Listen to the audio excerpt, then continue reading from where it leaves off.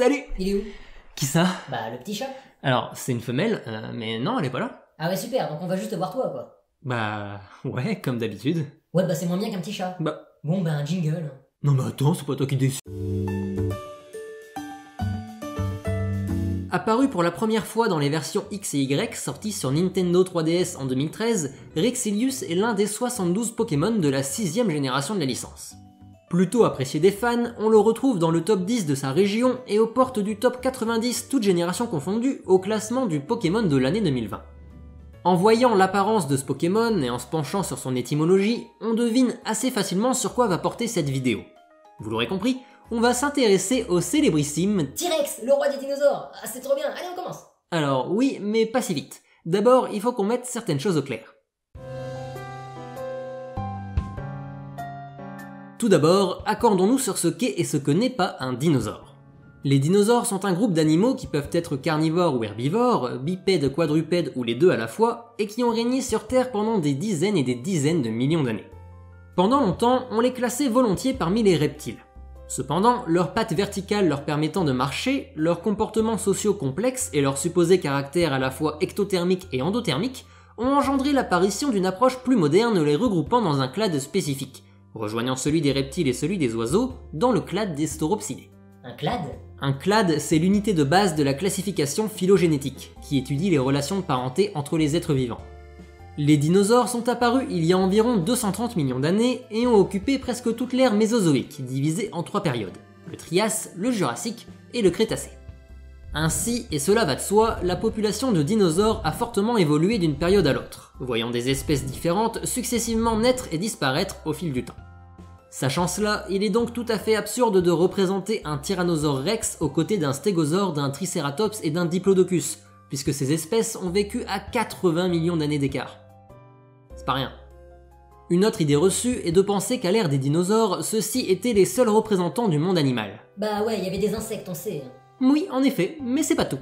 On retrouve également, entre autres, des reptiles, des requins, des crustacés, et même des mammifères comme l'ornithorynque. L'ornithorynque? Eh oui, et d'ailleurs à l'époque, les mammifères étaient en général de petite taille, ce n'est que suite à la disparition des dinosaures qu'ils ont pu prospérer et devenir le groupe dominant.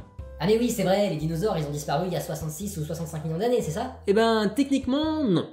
Car scientifiquement parlant, les oiseaux sont des dinosaures, et plus précisément des dinosaures aviens. Et ouais. Néanmoins, pour ce qui est des dinosaures comme on les entend dans la culture populaire, bien qu'on ne puisse en être certain, on admet que la chute d'une météorite de 10 km de diamètre, couplée à une succession d'éruptions volcaniques, aurait provoqué un fort réchauffement climatique, une perturbation de la chaîne alimentaire et une modification importante de l'écosystème, résultant plusieurs centaines de milliers d'années plus tard en l'extinction de très nombreuses espèces, dont la plupart des dinosaures. Bon, je pense qu'on a éclairci la majorité des points d'ombre. Ah bah du coup c'est bon alors, on va parler du T-Rex maintenant? Oui. L'histoire contemporaine du tyrannosaure débute en 1900. Cette année-là, Je chantais pour la première fois. Barnum Brown, conservateur adjoint du musée américain d'histoire naturelle, découvre officiellement le tout premier squelette de Tyrannosaurus Rex, désigné alors comme Dynamosaurus imperiosus en 1905 par Henry Fairfield Osborn, le président du musée où travaille Brown. Au cours des années suivantes, les grandes avancées continuent. En 1902, Brown retourne à la charge et trouve un autre squelette partiel, encore plus conséquent que le premier, composé de 34 os fossilisés. C'est à partir de celui-ci qu'en 1906, Osborn utilise pour la première fois l'appellation Tyrannosaurus Rex, inspiré du grec et du latin et signifiant roi des lézards tyrans. Au début des années 1960, après avoir stagné pendant 50 ans, les recherches s'intensifient à nouveau, avec la découverte de pas moins de 42 squelettes plus ou moins complets de Tyrannosaurus. Dans les années 90, c'est l'apothéose, avec un nombre impressionnant de découvertes. Parmi celles-ci, Sue. Déterrée par Sue Hendrickson en 1990, elle est le spécimen de T-Rex le plus complet, le plus grand et le plus âgé au moment de sa mort connu à l'époque. Rien que ça. Par la suite et jusqu'à aujourd'hui, de nombreuses autres découvertes continuent à être réalisées, étoffant grandement nos connaissances sur le Tyrannosaurus, concernant notamment sa période juvénile, son comportement ou encore ses liens de parenté avec les oiseaux, faisant ainsi du T-Rex l'un des dinosaures les plus célèbres et étudiés à travers le monde. J'ai une petite question, il y a une différence entre Tyrannosaurus et Tyrannosaurus Rex? Ah, tu viens de soulever un point intéressant. Parlons un peu de taxonomie. Bon, taxonomie simplifiée. On va essayer de rester compréhensible. Imaginons une pyramide inversée à plusieurs niveaux. Chaque niveau représente un clade, une unité de classification. Tout en haut, dans le clade des Dinosauria, les dinosaures, on retrouve notre Tyrannosaurus rex, accompagné de pas mal de monde. À l'étage inférieur, le clade des saurichiens, le T-Rex est là également, mais pas l'ankylosaure ou bien l'iguanodon. Vous l'aurez compris, on va répéter ce processus pour les clades suivants, les théropodes, les tyrannosauroïdes, les tyrannosauridés et les tyrannosaurinés, pour finalement aboutir sur le clade des Tyrannosaurus, dans lequel on retrouve uniquement le T-Rex. Ainsi, en résumé, le Tyrannosaurus rex est une espèce, la seule espèce du genre Tyrannosaurus. Ah, il est tout seul? Et ouais.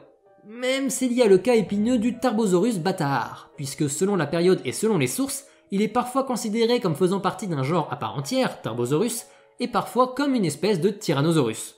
Mais bon, en soi, oui, on peut dire que le T-Rex est la seule espèce de son genre. Au passage, dans la pratique, on utilise plutôt un système d'arbres, mais là, pour cette illustration, la pyramide s'y prêtait mieux. Enfin bon, j'espère que c'est désormais un peu plus clair. Ah, pour moi, oui. Nickel. Mais t'as pas prévu de parler un peu plus en détail du mode de vie du T-Rex, son physique impressionnant, ses techniques de chasse, etc. Ah mais si, totalement. Tu veux qu'on s'y mette? Bah carrément. Eh ben let's go. Bien, intéressons-nous désormais au mode de vie de nos amis tyranniques. Ceux-ci sont tous deux apparus sur Terre au cours du Crétacé supérieur. Il y a 100 millions d'années pour Exilius et 32 millions d'années plus tard pour le T-Rex.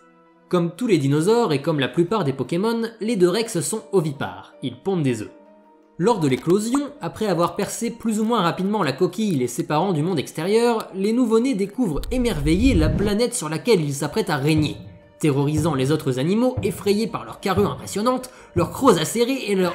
Oh, ils sont trop choupinés.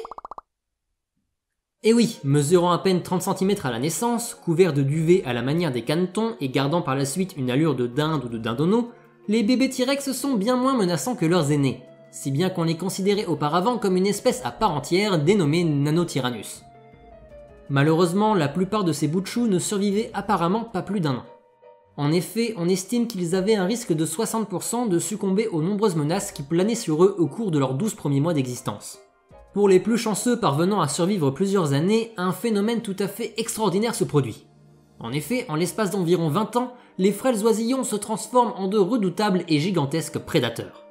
Selon une étude publiée dans le journal Science Advances le 1er janvier 2020, cette croissance incroyable connaît son pic chez les T-Rex âgés d'entre 14 et 18 ans. Pendant cette période, ils gagnent en moyenne 2,6 kg par jour, atteignant en l'espace de moins de 5 ans un poids plus de 2 fois supérieur à leur pesée initiale. Après cette métamorphose éclair, les T-Rex passent d'adolescents sveltes et rapides à de lourds et massifs adultes mesurant de 12 à 13 mètres de long, de 4 à 6 mètres de haut et pesant de 6 à 9 tonnes. Ah ouais, c'est pas mal. Ouais, et c'est pas tout.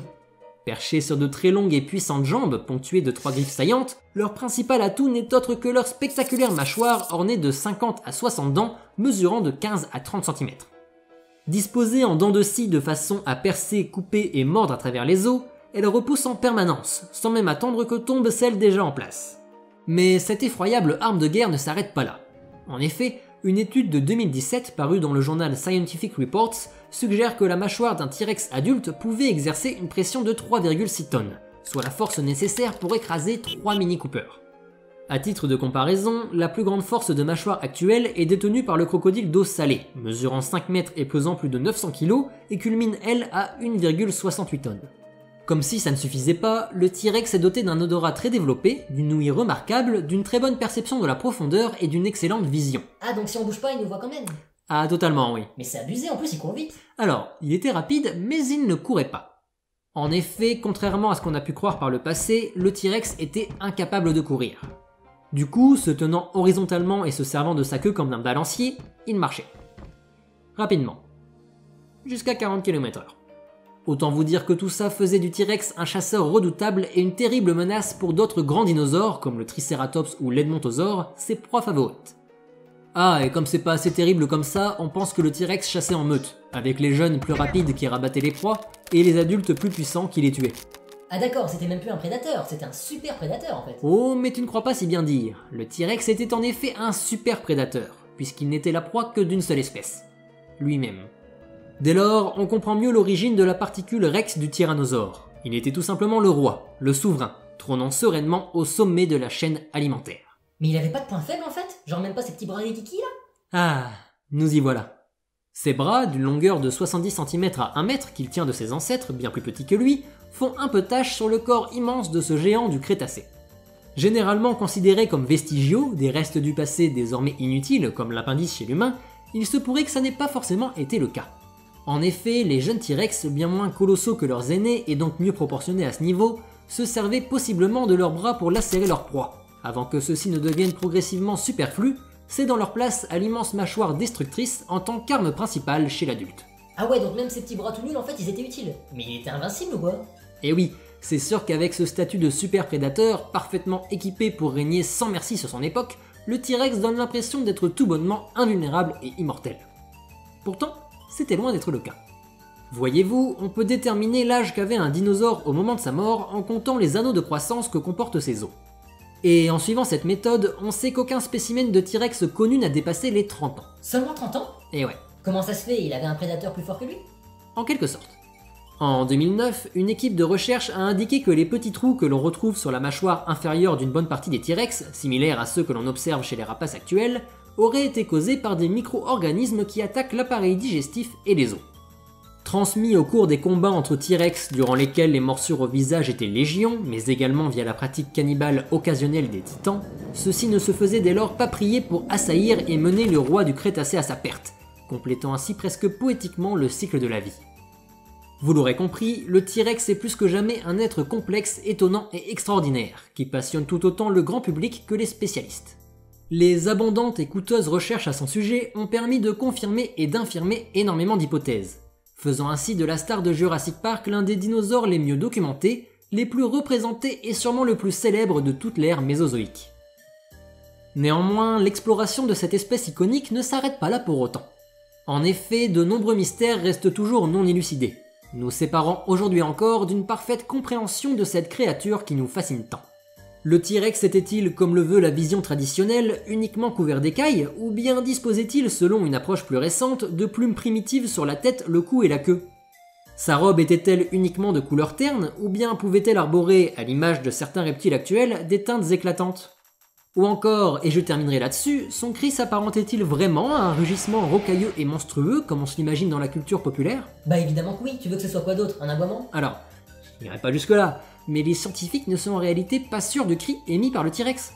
Ses plus proches parents actuels étant les crocodiles et les oiseaux, une étude de 2016 suggère d'ailleurs que le T-Rex ne rugissait probablement pas, mais qu'il émettait plutôt des roucoulements, des ululements ou bien des bruits de gorge semblables à ceux de nos émeux contemporains. Un émeu. C'est donc la fin de ce 5e épisode de mon équipe Pokémon dédié à Rexilius et au T-Rex, j'espère qu'il vous aura plu. C'est une vidéo qui a demandé un très gros travail de recherche, encore plus que d'habitude, alors n'hésitez pas à me soutenir en laissant un like, un commentaire, en partageant la vidéo à vos amis et en vous abonnant à la chaîne si c'est pas encore fait. Pensez aussi à me suivre sur les réseaux sociaux pour ne rater aucune actu. En attendant, nous on se retrouve exceptionnellement dans 2 semaines pour une prochaine vidéo. C'était l'Explorator, à plus tard.